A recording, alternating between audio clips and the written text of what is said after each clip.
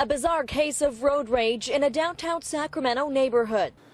Dude, I get it. The driver of this white SUV seen repeatedly ramming an unoccupied Honda CR-V. I always said that if I was ever extremely wealthy, I would have to set aside at least half of my money just to buy not only myself but total strangers brand new cars. Here's the reason why. Like, for instance, I come home from work.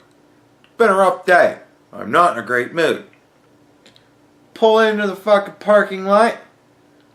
I already know I have to park all the way down at the end, as far away from the door as possible.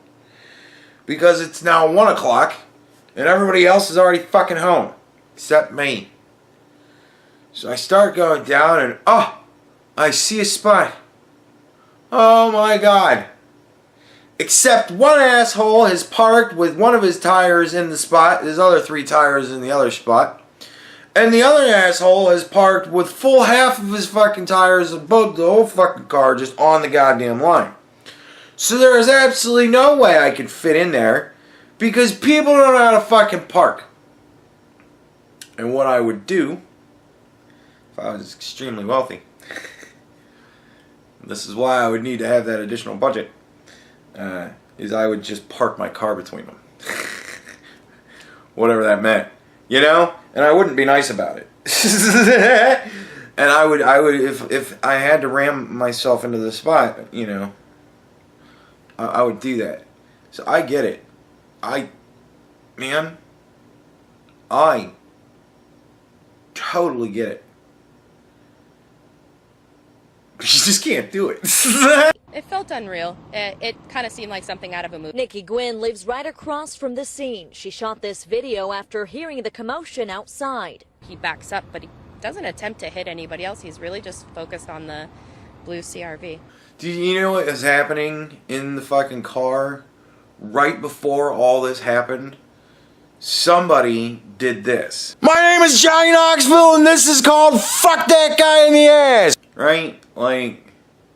The suspect continued ramming the SUV, then he jumped on top and began attacking the CR-V with his hands and feet. Sadly enough, get it. There definitely seemed to be a disconnect because he wasn't communicating to anybody. Here on X Street, a splintered power pole and debris on the ground marks the aftermath of Monday's road rage, but Sacramento police say the suspect was involved in another incident right above on Business 80. Why do they talk like that? Why do they have that weird cadence that they do and that thing that they do with their voice? Why? Why do they do that? Do they actually have to go to like a class to learn how to do that? I don't know, but it's fucking annoying. Back to you, John. The initial call was that someone was behind a driver and obviously upset for some reason over some sort of disturbance that occurred on the freeway. Yeah. I get it, man. I get it. You see some people do some things and you're just like...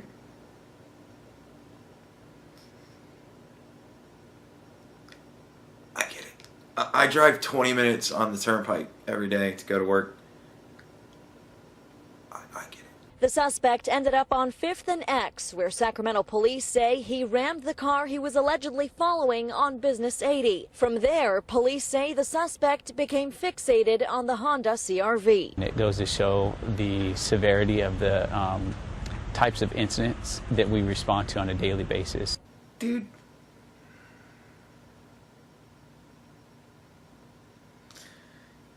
Can you imagine?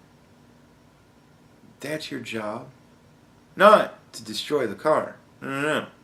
To be the guy that the city says, go bring that guy under control. God damn it. Like, dude. I'd be looking at my partner like, I swear to God, if you answer that call, I will break your face. Dude, it's the law. Like, we're closest. We have to go. I swear to God, you touch that fucking radio and I will break your face. And dude, we would show up at the scene and I'd have a partner with a busted fucking nose. And I'd be like, what's going on? Like, dude, I would be so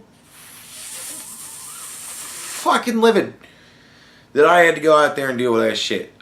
I could never be a cop. Police stood back waiting for the suspect, who clearly appears to be agitated, to calm down. That is probably what I would do, though. Like, because honestly, you know, what do you do in that situation? Stop him from damaging the car further?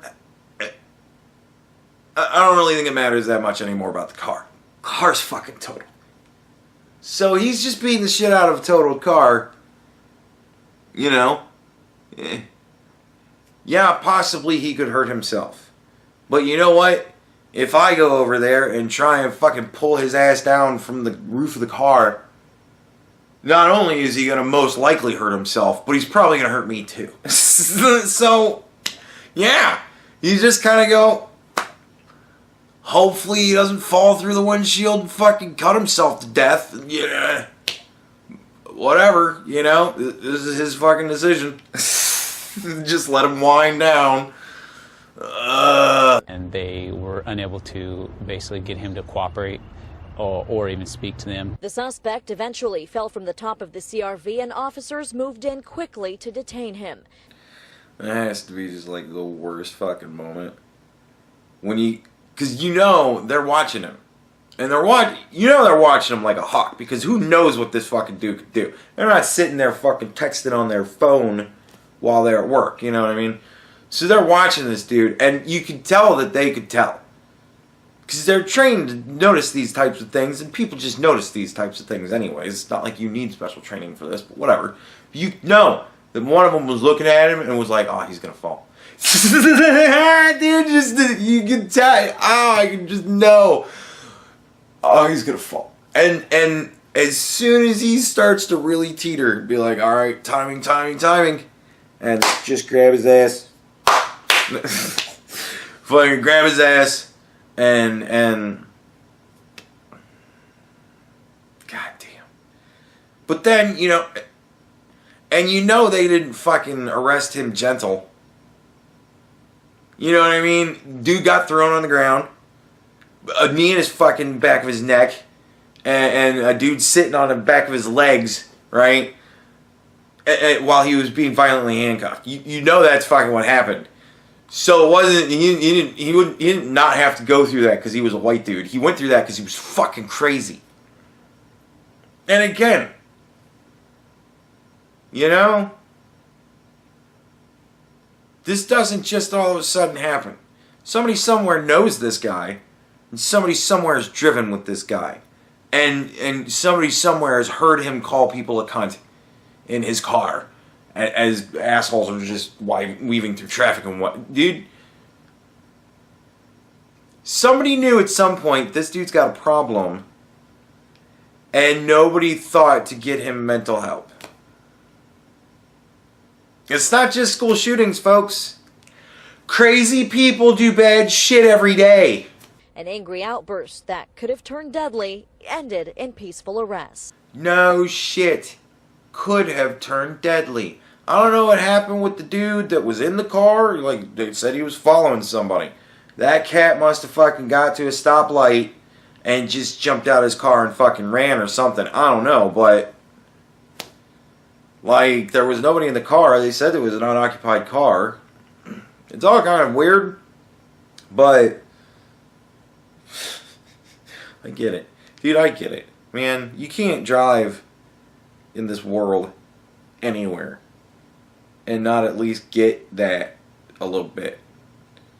And like I said, man, if I was extremely wealthy, if I was Donald Trump wealthy, I'd have a couple of $1 million set aside to just buy people new cars. Be like, oh no, this is a show that I do. It's for YouTube. I find people that park like fucking assholes, and then I destroy their car and then buy them a new car. It's a great show. You won. Yeah, I would totally do that. But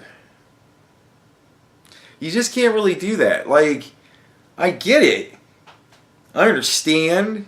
the searing hot desire to just fucking go off. But you can't do that. Like, you can't just do that. Like,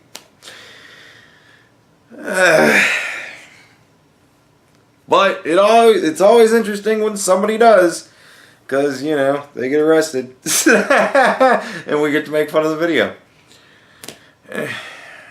But yeah, I get it.